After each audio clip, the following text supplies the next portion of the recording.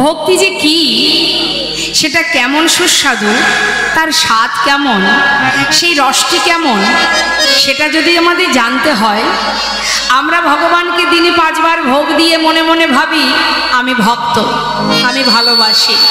কিন্তু ভালোবাসা কি অত সহজ ব্যাপার? হ্যাঁ, ভালোবাসা ইহজগতের ভালোবাসা, ইহজগতের ভালোবাসা স্বার্থে ঘা লাগলে আর ভালোবাসবে না, তাই না? কিন্তু মাগো, গোবিন্দের প্রতি ভগবান আর ভক্তের যে মধুর ভালোবাসা, সেই ভালোবাসার মধ্যে কোনো স্বার্থ থাকে না। আহা, এই যে মধুর প্রেম, এই মধুর প্রেম আস্বাদন করতে গেলে, লাভ করতে গেলে আমাদের পথ একটাই, সেটা কি? সাধু গুরু বৈষ্ণবের সঙ্গ করো। একমাত্র ভক্তি যদি পেতে হয়, ভক্তি সন্দেশ যদি আস্বাদন করতে হয়, ভক্তি কি সেটা যদি জানতে হয়, আগে সাধুগুরু বৈষ্ণবের চরণধূলি মাখো, সাধুগুরু বৈষ্ণবের সঙ্গ লাভ করো। বৈষ্ণবের কৃপা ছাড়া কখনো তুমি এই ভক্তিরূপ সন্দেশটি লাভ করতে পারবে না। ঘরে বসে কখনো ভক্তি পাওয়া যায় না, তার অনেক প্রমাণ আছে। তা বৈষ্ণব মহাজন বললেন, এই যে বৈষ্ণবের সেবা, বৈষ্ণবের চরণধূলি অঙ্গে মাখা, এটা হলো ভক্তি রস আস্বাদনের একটি পথ। যদি কোনো জীব সাধুগুরু বৈষ্ণবের সঙ্গ করে গুরু কৃপা লাভ করতে পারে, তাতে কি হবে? মহাজন বললেন, বৈষ্ণবের পদরজ অবনীর সুখ সম্পদ, শুনো ভাই দিয়ে এক মন, আশ্রয় করিয়া ভজে তারে কৃষ্ণ নাহি তেজে, আর সব মরে অকারণ। তাহলে বৈষ্ণবের চরণধূলি মাখতে হবে, তবে তুমি ভক্তি সন্দেশ লাভ করতে পারবে। আর কি? গৌর চরণকে নিজের ধন সম্পদ মনে করতে হবে। আমরা ধন সম্পদ ভাবি কোনগুলোকে? এই জগতে যা কিছু আছে, তাই তো? এই টাকা পয়সা, বাড়ি গাড়ি, বিষয় সম্পদ যা কিছু আছে এই মর্তধামে, এগুলোকে আমি আমার সম্পদ মনে করি, কিন্তু এগুলো তো আমার নয়। দুদিনের জন্য আমরা আমার আসনে বসে আমার করছি। কোন আসন? যে সম্পদ আমার পিতার ছিল, সেই সম্পদের মালিকানা করছি আমি, কিন্তু আমরা কিন্তু মালিক নই।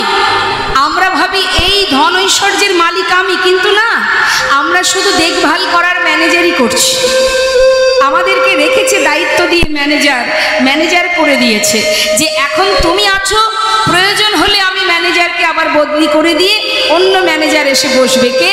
না, তুমি যখন মারা যাবে তোমার আসনে এসে বসবে তোমার সন্তান। তার মানে কি? দুদিনের জন্য আমরা আমার করে এই মায়া মোহে মিথ্যি গোলক ধাঁধায় আমরা ঘুরে বেড়াই। প্রকৃত মালিক কে? মা কে মালিক প্রকৃত? অনাদি আদি গোবিন্দ, যার সৃষ্টি তিনিই তো মালিক। আমরা শুধু দেখভাল করছি, আজ যেটা আমার কাল সেটা অন্যের। হ্যাঁ, তাহলে কিসের আমার করে দেখছেন তো বর্তমান সমাজে কি চলছে বাবা? মারামারি হানাহানি ছাড়া আর কিচ্ছু দেখতে পাচ্ছি না আমরা। কিন্তু আজ আছি, কাল তো নাও থাকতে পারি। তুমি তো নিজেও জানো না কত সময় তুমি থাকবে, তোমার আছের সময় কতটুকু আছে, আর কটা নিঃশ্বাস প্রশ্বাস তুমি এখনো পাবে তুমি জানো না। তাহলে কেন আমরা আমার করে হানাহানি করি? সংসার জীবনে যা কিছু নিয়ে আছি আমরা, সন্তান বলুন, স্বামী বলুন, আত্মীয় পরিজন বলুন, যাদেরকে নিয়ে বেঁচে আছি, এটা একটা বিচিত্র নাট্য মঞ্চ। খুব গুরুত্ব দিয়ে বুঝতে হবে কথাগুলো। এটা হচ্ছে একটা বিচিত্র নাট্যমঞ্চ। সংসারয় গতিব বিচিত্র, নলিনী জলগত তরলং তদ্বদ অতিশয় চপলা। কেউ কারো নয়। আজ আপনার কষ্ট হলে আপনার সন্তান, আপনার পরিবার আপনার কাছে ছুটে যাবে, তাই তো? কিন্তু এমন একদিন আসবে যেদিন এই যে আজ আমরা যেখানে আছি, আহা, এই যে স্থানটি, এই শ্মশানে আমাদের শেষ গন্তব্যস্থল, শেষ ঠিকানা এখানে। আর এখানে আমাদের সবাইকে আসতে হবে। কিন্তু কখন? কেউ আগে কেউ পরে। আমি আজ আছি, একটু পরে নাও থাকতে পারি। তাই তো বৈষ্ণব মহাজন বললেন, তোমার বলতে কি আছে জগতে? কিছুই তোমার নেই। সেটা কবে আমরা বুঝবো? আহা, যেদিন এইখানে আমরা চলে আসব। এই সুন্দর সাধের সংসার, মায়ার সংসার, আত্মীয় পরিজন, টাকার অহংকার, পাণ্ডিত্যের অহংকার, রূপের অহংকার, এত কিছুর অহংকার আমাদের মধ্যে, সব অহংকার এক জায়গায় শেষ হয়ে যাবে। তোমার সোনার অঙ্গ হবে ভঙ্গ রে,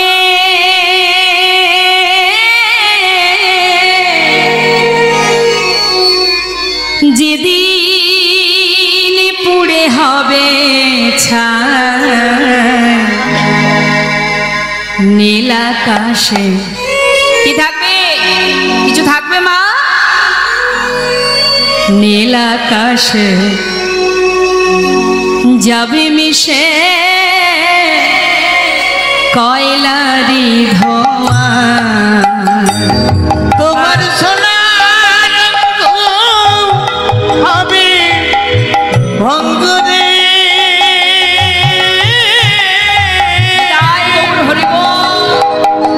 যেদিন পুরে হবে ছাই, নীল আকাশে যাবে মিশে কয়লারি ধোঁয়ায়। তোমার সোনার অঙ্গ হবে ভঙ্গ রে, আগুন খুঁজে খুঁজে আবার মারবে বাড়ি হাড়ের গিঠে রে, জ্বলবে আগুন ওই খুঁজে খুঁজে, মারবে বাড়ি হাড়ের গিঠে। একবার অনুভব করতে হবে মা, অনুভব ছাড়া বোঝা যাবে না। কি বললি? যখন আমাদের চিতায় সাজিয়ে দেবেন, অঙ্গে আগুন ধরিয়ে দেবে, যদি আগুন না ধরে তাহলে সেখানে আবার আঘাত করবে। তাতে কি হবে? তোমার পিঠের চামড়া যাবে ফেটে গো, সেদিন হাত বুলাবে কে আর গায়। বিদায় গৌর হরি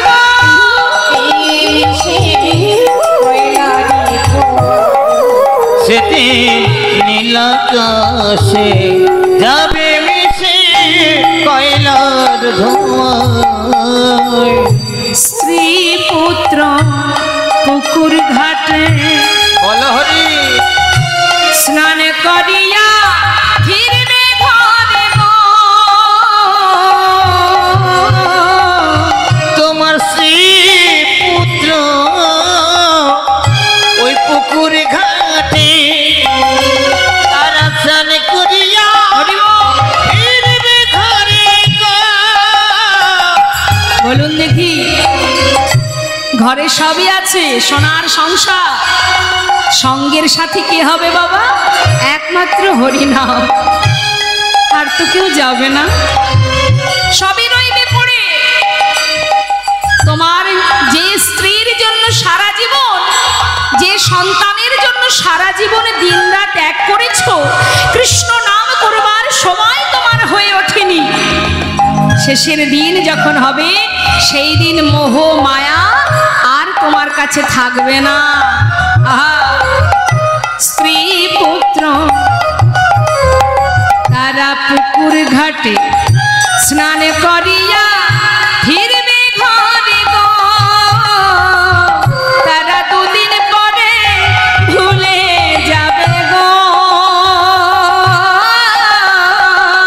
তারা দুদিন পরে ভুলে যাবে গো। এই বিশ্ব দুনিয়ায় নীল আকাশে হরি বল নিতাই গৌর হরি বল। সেদিন নীল আকাশে যাবে মিশে কয়লার ধোঁয়ায়। সময় করিয়া পথটি ধরিয়া যেবা চলে দ্রুত গতি, সময়ের শেষে অনাশেষে জনে চলে যায় আপন বাসতে। তুলবি যদি ছানা মাখন সকাল সকালে তোলে, শিশুকালে কৃষ্ণ ভজন, বৃদ্ধতে ভজনেতে বাধায় গণ্ডগোল। সময় গেলে আর পাবে না। তাই মহাজন বললেন, শ্রী গৌরাঙ্গের দুটি পদ যার ধন সম্পদ, সে জানে ভক্তের রসসার। এ জীবনে তোমার আপন বলতে আর কেহ নাই, একমাত্র এই ঘোর কলিযুগে যদি মধুমাকা হরিনামকে তোমার সঙ্গের সাথী করতে পারো, নামকে সম্বল করতে পারো, গৌর চরণকে সম্পদ ভাবতে পারো, আর দুফোঁটা বাড়ি বরিশন করতে পারো, দুফোঁটা চোখের জল। এই কলিযুগে কোনো কষ্ট নেই, সাধন ভজনে যাগ যজ্ঞ পূজা অর্চনা কিছুই নয়। দেখুন, নাম করলেও উপকার, আবার শ্রবণ করলেও উপকার। তুমি যেভাবেই নাম শোনো না কেন, যেভাবেই বলো না কেন, হেলায় বা শ্রদ্ধায় যে বা নাম লয়, ক্রমে ক্রমে কৃষ্ণ ভক্তির হয় উপচয়। অর্থাৎ তুমি যেভাবেই নাম করো, নামের যে ক্রিয়া সে কিন্তু দেখা দেবেই দেবে। হ্যাঁ, তো নাম শুনলেও উপকার, নাম বললেও উপকার। শুনলেও কিন্তু তার ক্রিয়া আছে মা, জেনে রাখবেন।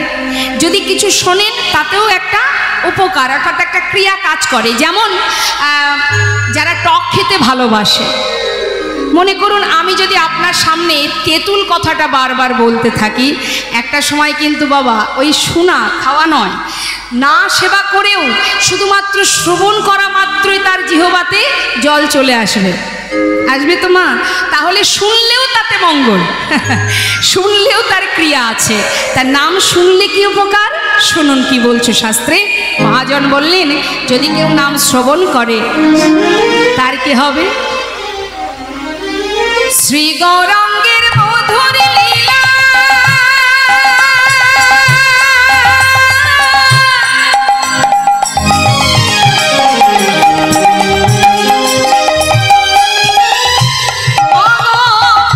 যার করিলে প্রবেশিলা, আমার শ্রী গৌরাঙ্গের মধুর মধুর লীলা।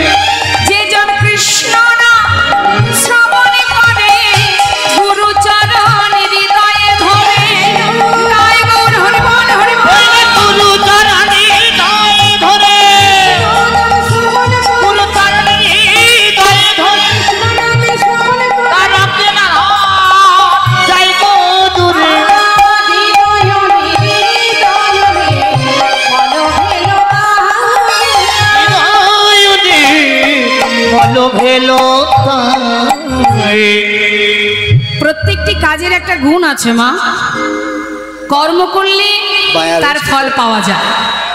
বাবা কেউ যদি মনে করে কীর্তন শুনবো তাহলে তার কি ফল? কেউ যদি দেখবেন এই যে সন্ধ্যাবেলা বা সারাদিন ধরে এখানে কীর্তন হচ্ছে, তা এই যে কীর্তন শুনতে আপনারা এসেছেন, অনেকে কিন্তু আসেনি, সবাই যে আসে তা না। অনেকে কি করে, হয়তো একই সময় মনে মনে ভাবে যে অমুক জায়গায় আজ কীর্তন হবে, সেখানে যাব, ভগবত কথা কৃষ্ণ কথা শ্রবণ করব। আবার কেউ কেউ মনে মনে ভাবে যে আমি সিরিয়ালটা এত সুন্দর একটা জায়গায় আছে, আজকে আমাকে সিরিয়ালটা দেখতেই হবে। কিংবা আপনার সিরিয়াল দেখেন তো? হ্যাঁ, আজকের পর্বটা তো দেখা হলো না, সমস্যা নেই তো? তা এখন দেখবেন অনেকে মনে মনে ভাবে এত সুন্দর সিরিয়ালটা না থাক, কীর্তন শুনে লাভ নেই। তা এই যে যার যেমন ভাব তার তো তেমনই লাভ। যে সিরিয়াল দেখবে তারও একটা গুণ আছে, সিরিয়াল দেখলেও একটা ফল পাবেন আপনি, আবার কীর্তন শুনলেও একটা ফল পাওয়া যাবে। তো এইরকম ভাবনা চিন্তা আমাদের মাথায় অনেক কিছু থাকে, তার মধ্যে যদি সুচিন্তা থাকে, ভালো চিন্তা থাকে, তাহলে আমাদের মন মানসিকতাটা আস্তে আস্তে ভালোর দিকেই যাবে। তা সিরিয়াল দেখলে কি ফল পাওয়া যায়? যদি আপনি নিত্য প্রতিদিন যদি সিরিয়াল দেখতে থাকেন, তাহলে এক থেকে কি করে 3টে বিয়ে করবেন সে রাস্তা খুঁজে পাবেন, তাই না? এটাও একটা উপকার, যার দরকার হবে সে শুনবে। আর যদি কেউ কীর্তন শোনে, কীর্তন শুনলে কি হবে না, কীর্তন শুনলে তোমার ভিতরে চেতনা হবে, জ্ঞানের আলো প্রকাশ হবে, তুমি কে তুমি জানতে পারবে, তোমার কর্তব্য কি, কি তোমার করণীয়, তুমি কে, তোমার পরিচয় কি, এটা তুমি জানতে পারবে। আর যেদিন তুমি কীর্তন শুনে তোমার ভিতরে চেতনা বা চৈতন্য জ্ঞান আসবে, দেখতে পাবে, সেই দিন থেকে তোমার মনে মনে হবে আজ এখানে কীর্তন হলো, কাল যদি অন্য কোথাও হয় সেখানে যাব। আস্তে আস্তে ভক্তিরাজ্যে প্রবেশ করবে, কৃষ্ণ প্রেম হবে তোমার মধ্যে। মহাজন বললেন কীর্তনের এই তো মহিমা, লীলা কথা আস্বাদন করলে, ভাগবত কথা শ্রবণ করলে নিজেকে জানা যায়। আমি কে, কে আমার, तुम कहाँ से आए हो और जाओगी कहाँ, इतना दिल विचार लो बस हो गया भजन। राम भक्त तुलसीदास बोलें तुम के, कि तुम्हार परिचय সেটা যদি জানতে হয় তাহলে লীলা কথা ভাগবত কথা শ্রবণ করো, সাধু সঙ্গ করো, বৈষ্ণব সঙ্গ করো, না হলে বুঝতে পারবে না যে কি আমার করণীয় আর আমি কি করে চলেছি। এটা তো শ্রবণের গুণ বাবা। আর যদি কেউ বদনে নাম গায় সে কি পাবে?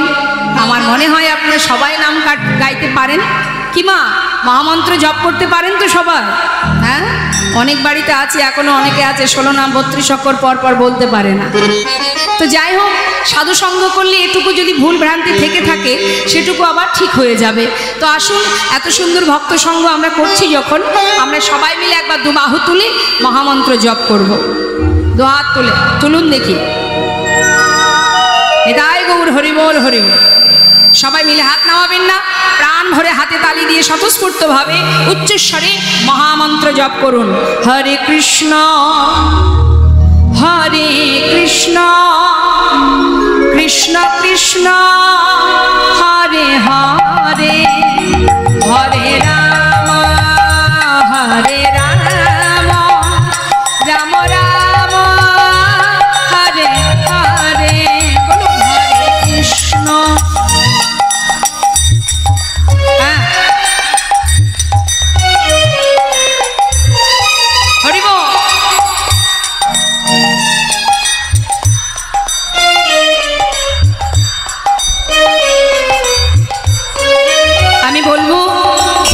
দাঁড়িয়ে আছেন বা বসে আছেন, যে যেখানে আছেন অসুবিধা নেই, জায়গায় যেখানে বসে আছেন বসে থাকুন, সেখান থেকে 2 হাত তুলে হরিনাম করুন। সবাই হাত তুলুন মা, প্রত্যেকে তুলবেন, বাবারাও তুলবেন। জনিত হরে কৃষ্ণ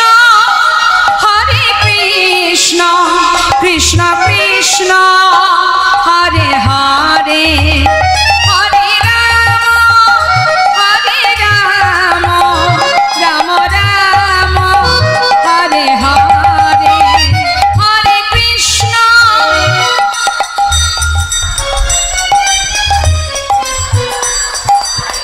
বাবা হরি বল।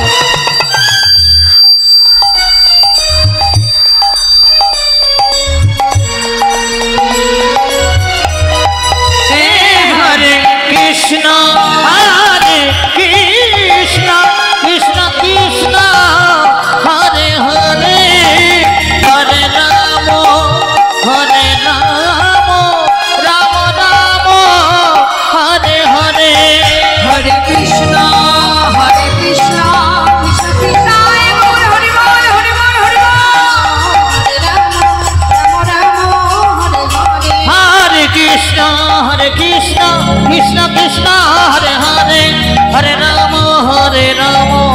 রাম রাম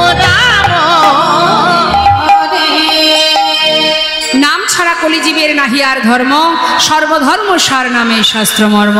মহাজন বললেন যদি কেউ হরিনাম গায় তাতে সে কি পাবে? হরিনাম যদি কেউ বদনে উচ্চারণ করতে পারে, গাইতে পারে, তাহলে সে কি পাবে জানো? শাস্ত্রের মহাজন বললেন যে গৌরঙ্গের নাম লয় তার হয় কৃষ্ণ প্রেম।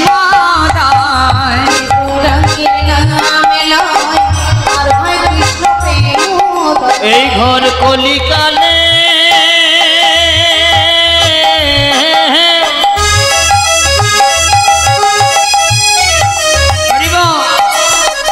যে আমার গৌরাঙ্গের নাম লয় তার তিতাবে জ্বালা দূরে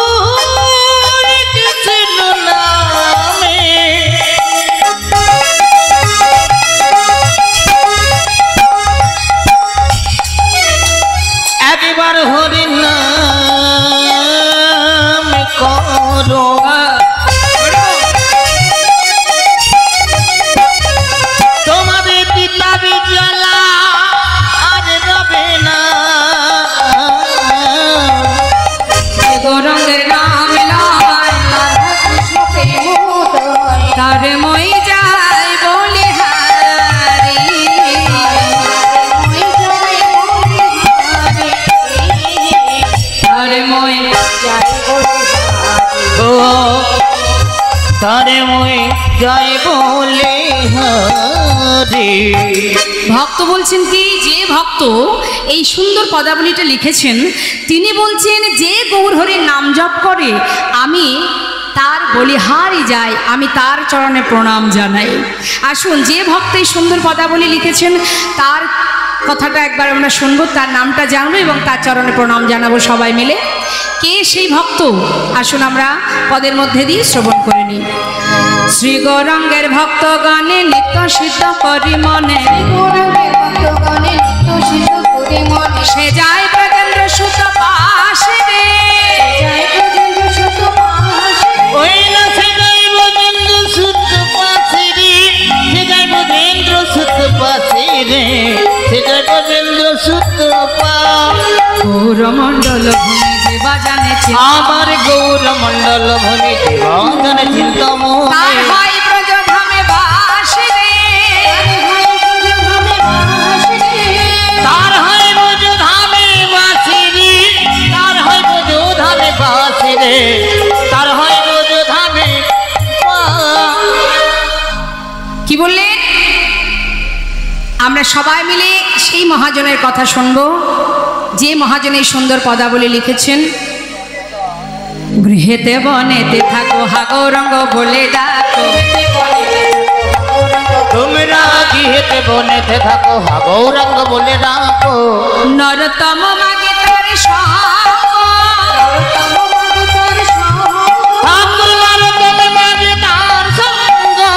নরতম মাগে তার সঙ্গ, নরতম মাগে তার সঙ্গ। জনিত জগর মহাজন ঠাকুর নরোত্তম দাসের পদাবলী দিয়ে আমরা গৌরচন্দ্রিকা আস্বাদন করলাম।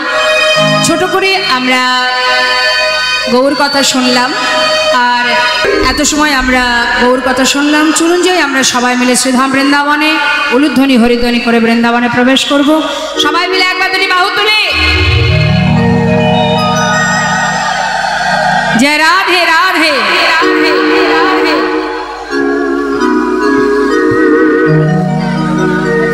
जय राधे श्याम। वृंदावन धाम अच्छा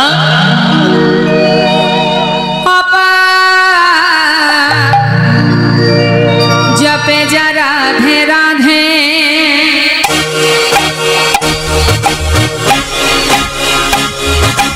राधे राधे।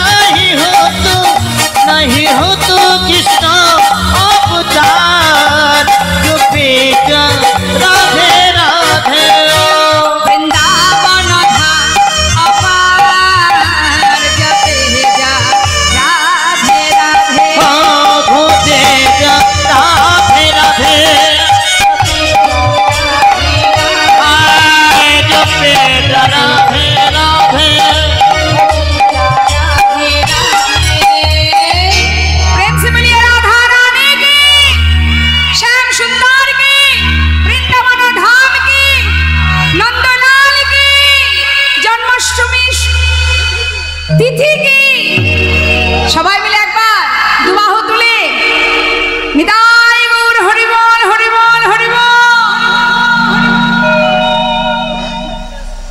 শ্রীধাম বৃন্দাবনে ভগবান কৃষ্ণচন্দ্র আমার প্রতিনিয়ত সখাগণকে সাথে করে নিয়ে বনমাঝে নানাবিধ নিত্য নতুন লীলা খেলা করেন। তো আজ গোবিন্দ আমার সখাগণকে সাথে করে নিয়ে বনমাঝে এসেছেন, তিনি খেলা খেলছেন।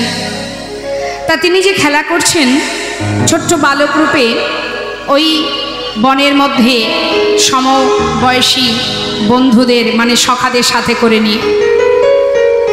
তা ভগবান বালক রূপে খেলছেন বৃন্দাবনে, কিন্তু প্রকৃত খেলা খেলছেন এই পৃথিবীর বিশ্ব ব্রহ্মাণ্ডে, যিনি নির্জনে বসে বসে আপন মনে খেলা করছেন এই ব্রহ্মাণ্ডটাকে নিয়ে। তো সেই ভগবানের অপূর্ব সেই খেলা দর্শন করে মননে মানসে এক ভক্ত বিদ্রোহী কবি কাজী নজরুল ইসলাম তিনি একটি গান বেঁধেছিলেন। তো আমরা একটু শুনবো। যেহেতু ভগবান খেলছেন, আমরা দেখছি বৃন্দাবনে গোবিন্দ খেলা করছেন সখাগণকে নিয়ে, কিন্তু প্রকৃত খেলা খেলছেন কে? আমাদেরকে নিয়ে। আমাদের এই পৃথিবীতে এই মর্তধামে যিনি আমাদের সবাইকে খেলাচ্ছেন, তিনি আপন মনে নিরজনে বসে খেলা করছেন। তাই তো বিশ্বকবি বললেন, খেলিছ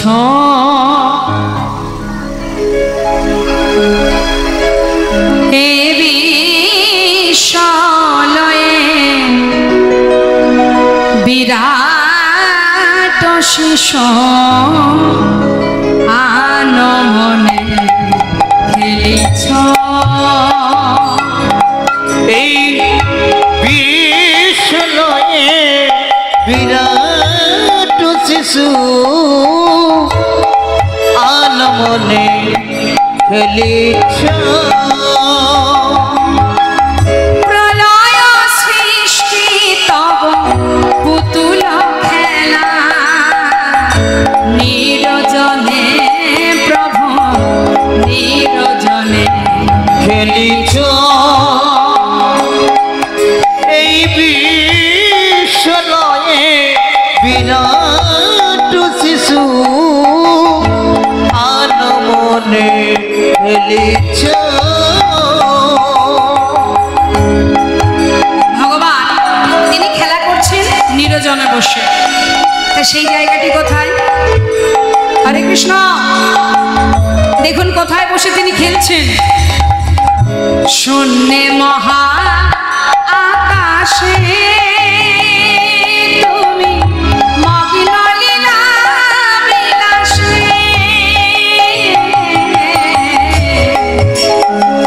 শূন্যে মহা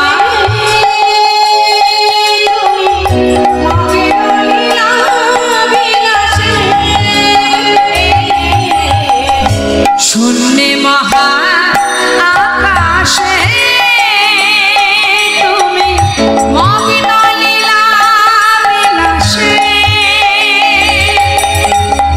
ভাঙিছ গড়িছ নীতি ক্ষণে ক্ষণে নিরজনে প্রভু নিরজনে খেলিছ এই বিশ্বলয়ে বিরাট শিশু আনমনে খেলিছ। মা ভগবানের খেলনাগুলো কি? আমরা যেমন অনেক কিছু নিয়ে খেলা করি, আর তার খেলনা কি জানেন? শুনুন মন দিয়ে কি বলছে। তারকার বিশ্বসী খেলনা তব হে দাসী পড়িয়া আছে রাঙা পায়ের কাছে রাশি রাশি।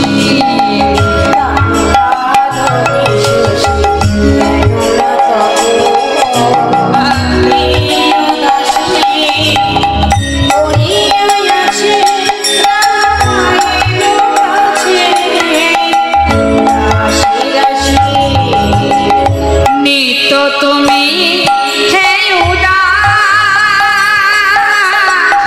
সুখে দুঃখে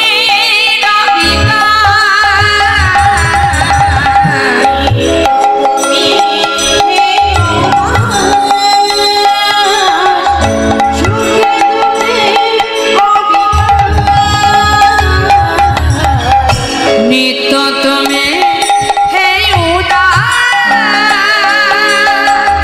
সুখে দুঃখে হাসিছ খেলিছ তুমি আপন সনে নিরজনে প্রভু নিরজনে খেলিছ এই বিশ্বনয়ে বিরাট শিশু আনো মনে খেলিছ এই বিশ্বনয়ে বিরাট শিশু আনো মনে খেলিছ এই বিশ্বনয়ে বিরাট শিশু আনো মনে খেলিছ। ভগবান খেলছেন বিশ্ব ব্রহ্মাণ্ডটাকে নিয়ে, আর বালক রূপে দাপর যুগে বৃন্দাবনে এসে তারই সখাগণকে সঙ্গে করে নিয়ে খেলা করছেন বনের মাঝে। এই ভাই, আরে শোন ভাই, প্রতিদিন তো আমরা খেলা করি, আজ ভেবেছি একটা নূতন খেলা খেলবো, মানে বিনোদ খেলা। বিনোদ কথার অর্থ হচ্ছে নূতন, আবার বিনোদ কথার অর্থ হলো সুন্দর। তা সখারা জিজ্ঞাসা করছে সেই খেলাটা কেমন খেলা? বলে শোন, যে খেলাটা আজ আমরা খেলবো সেই খেলাটি হলো পাতা পাতা খেলা। মায়েরা খেলেছেন কখনো পাতা পাতা খেলা? হ্যাঁ, কিভাবে খেলতে হয় বলুন তো, জানেন? আচ্ছা, তো এখন সখারা বলছে কানাই এই খেলা তো কখনো খেলিনি ভাই, তো কি করে খেলতে হয় বলে দে। ওই শোন, আমরা যতগুলি সখা আছি ততগুলো পত্র তুলব, তার মধ্যে একটি পত্র ছিদ্র করা হবে। ছিদ্রপত্রটা যার ভাগ্যে পড়বে সে হবে তা এই দলের মধ্যে চোর। এবার যে চোর হবে বাকি সবাইকে কাঁধে করে নিয়ে বংশীবট থেকে কেশিঘাটে নিয়ে যেতে হবে, আবার নিয়ে আসতে হবে। সখারা বলছে বাবা এ তো বেশ মজার খেলা ভাই, তাহলে তাই হোক। এবার সখা গিয়ে, শ্রীরাম সখা গিয়ে পত্র তুলে এনেছে। পত্র তুলে এনে কানার হাতে দিয়েছে। কানাই সেই পত্রগুলোর মধ্যে একটি পত্র ছিদ্র করেছে। ছিদ্র করে এবার একে একে ডাকছে সবাইকে। হরি বল। যখন ডাকছে মা, এই শ্রীরাম আয় তুই এসে পত্র নিয়ে যা। শ্রীরাম সখা মনে মনে চিন্তা করছে, জানি না কানাই আজ এমন খেলা কেন খেলছে। মনে মনে বলছে কানাই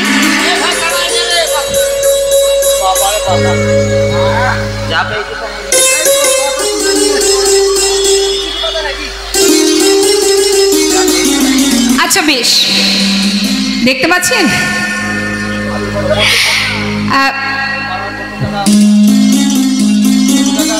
আচ্ছা শোনো, নাও তুমি পত্র নিয়ে যাও।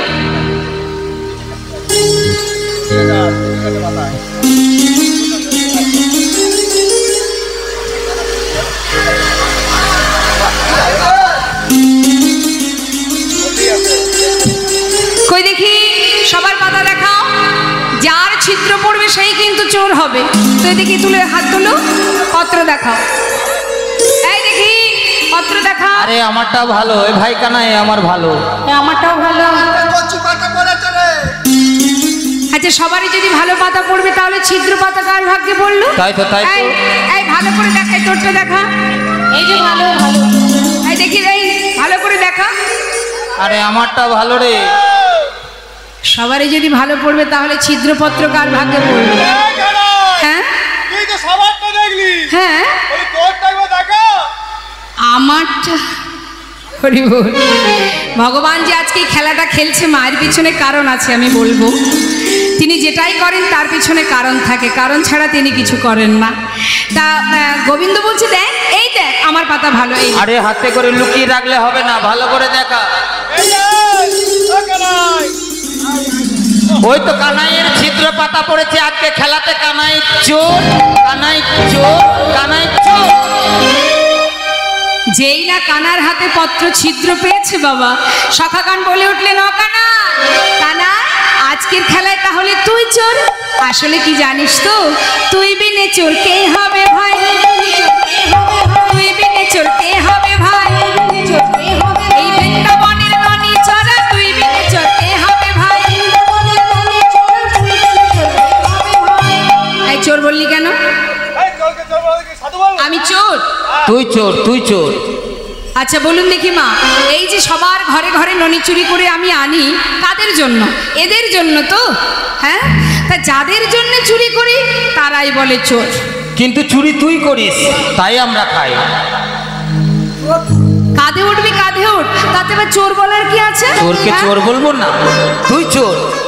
হরি বল। ভগবান কেন আজ এই খেলা খেলছেন? তার মনে যে একটা বাসনা আছে বাবা। সেই বাসনাটা কি? আজ গোবিন্দের মনে কি বাসনা? একদিন নিরজনে বসে ভগবান মনে মনে ভাবে, এই জগতের যে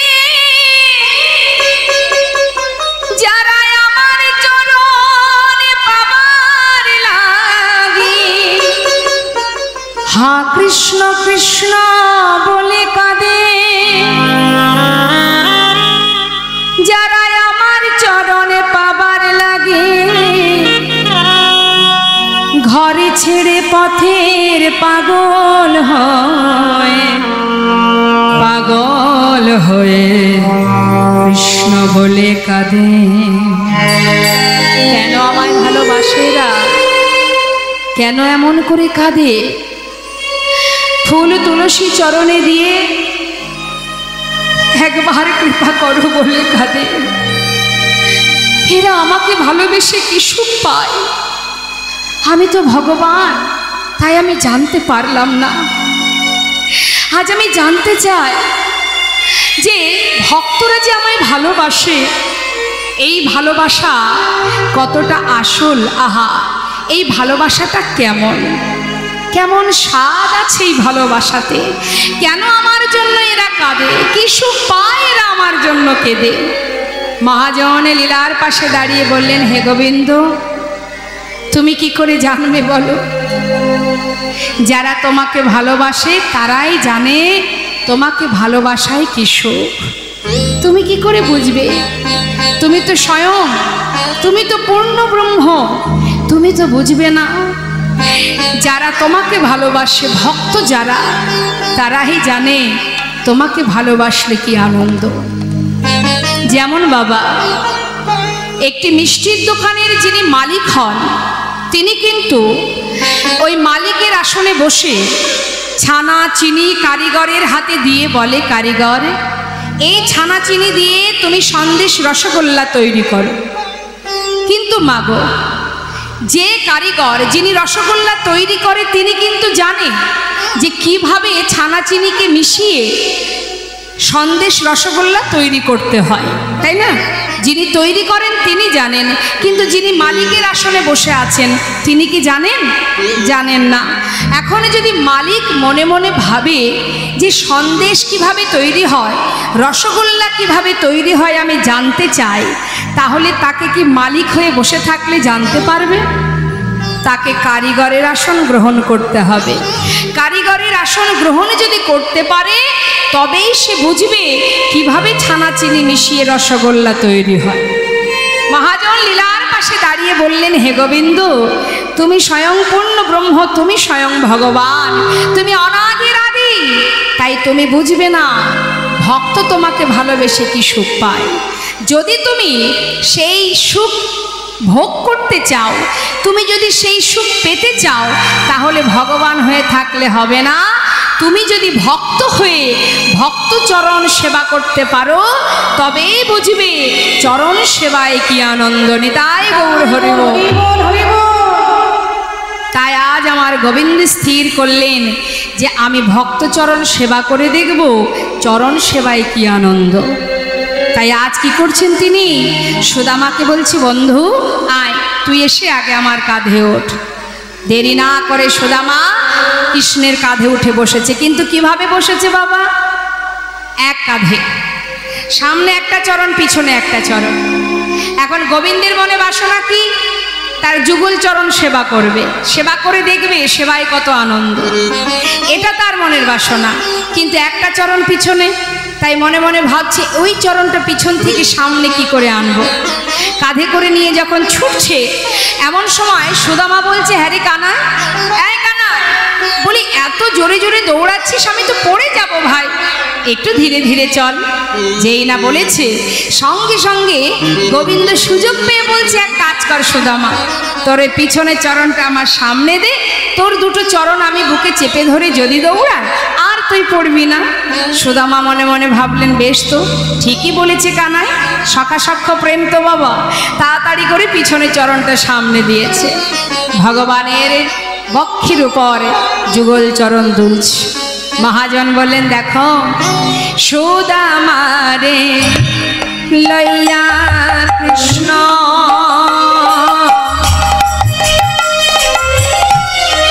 করিলা গমন,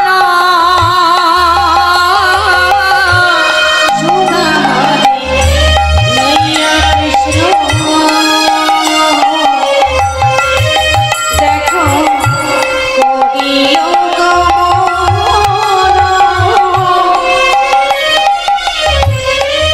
একটা পক্ষ আমরা বৃক্ষ তলে আসিয়া দাঁড়ালো, দেখো না পক্ষ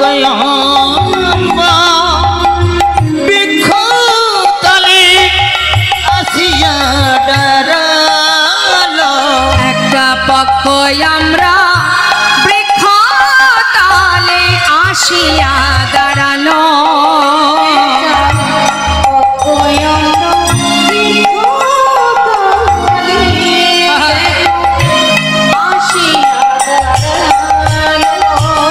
আজি মন্দ মন্দ সেবা করে, মন্দ মন্দ সেবা করে, মন্দ মন্দ সেবা করে,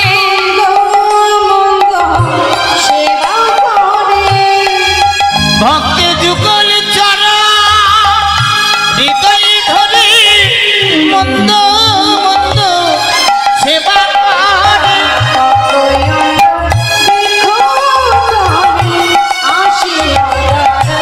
দেখো না একটা বকয়ম্ব বৃক্ষ তলে আসিয়া দাঁড়ালো। গোবিন্দ আমার সুদামাকে কাঁধে করে নিয়ে যেতে যেতে একটা পাকা আম গাছের নিচে দাঁড়িয়েছে মা। যেই না দাঁড়িয়েছে, এমন সময় সুদামা বলছে, কানাই দাঁড়ালি যখন ভাই একটু দাঁড়া, দেখ দেখ গাছে কত সুন্দর পাকা পাকা আম ঝুলছে, একটা আম পাড়বো আমি তুই দুইজনে খাবো, তারপরে আবার যাব। এই কথা বলা মাত্রই গোবিন্দ সুদামাকে নিয়ে দাঁড়িয়ে আছে বাবা।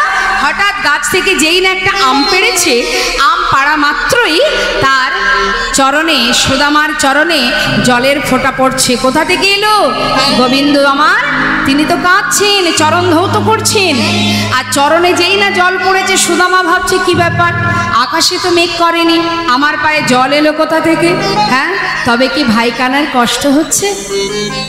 এই কানা, একটু নামিয়ে দে তো। কেন রে? দে না, একটু নামিয়ে দে বলছি। নামিয়ে দিয়েছে যেই, হঠাৎ কি দেখছে, কৃষ্ণচন্দ্র অর্থাৎ কানাই কাঁদছে। সুদামা বলছে, কানাই আজ তোর চোখে জল কেন ভাই? কেন তুই এই খেলা খেললি বল? তুই কি জানিস না, এই বৃন্দাবনে যত কষ্টই আমাদের আসুক, যত দুঃখই হোক না কেন, আমরা সব সইতে পারি, কিন্তু তোর চোখের জল সইতে পারি না ভাই। বল, যে খেলা খেললে তোকে কাঁদতে হয়, সে খেলা তুই কেন খেললি? আর খেলবো না। এই দেখ কানাই, কত সুন্দর একটা পাকা আম পেড়েছি, জানিস আমার না বহুদিনের একটা স্বাদ আছে। কি স্বাদ? দেখ, এই যে পাকা আমটা না, দেখলে যেন মনে হচ্ছে এটা তোর জন্য সৃষ্টি হয়েছে। তাই আমার যে আশাটা আজ আমি পূর্ণ করব। কি আশা? শোন কানাই, বহুদিনের বাসনা কি জানিস তো? হ্যাঁ রে ভাই, আমার মনে বাসনা তোর বদনের উচ্ছিষ্ট আমি সেবা করব। তাই আগে আমি এই আমটা খাবো, খেয়ে দেখব এটা ভালো নাকি এর মধ্যে আবার কোনো বিষ মেশানো আছে। কেননা ওই যে কংস রাজা, দুষ্ট রাজা, না জানি কোন ফলে বিষ মিশিয়ে রেখেছে। তোর যদি কিছু হয় তাহলে আমরা তোকে বাঁচাতে পারবো না। তাই আগে আমি সেবা করব, যদি দেখিস মিষ্ট ফল তারপরে তুই সেবা করবি।